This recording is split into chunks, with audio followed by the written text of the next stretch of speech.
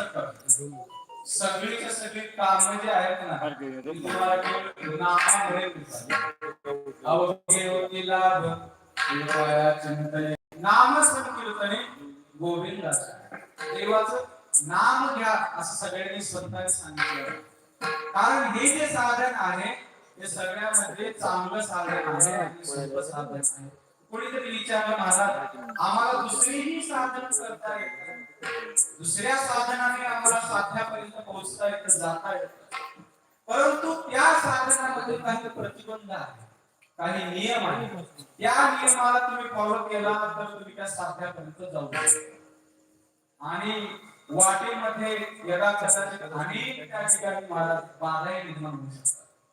परंतु नाम एक असं साधन आहे की ज्याला कसलाही आहार घेतला तरी तुम्हाला ते करता येतं, घेता येतं.